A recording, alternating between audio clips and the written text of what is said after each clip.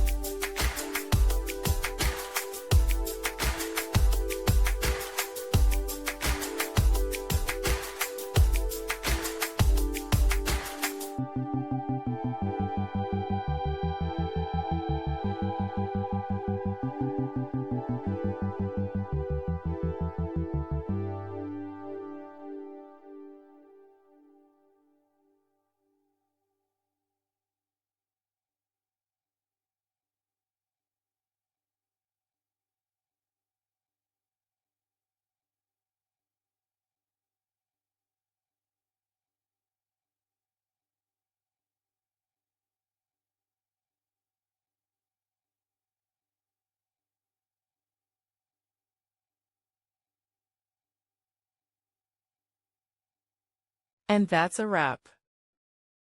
I hope you found the answer you were looking for. If you did, take a second to hit that subscribe button. It really helps out. And let me know in the comments which solution worked best for you. See you next time in the debug zone.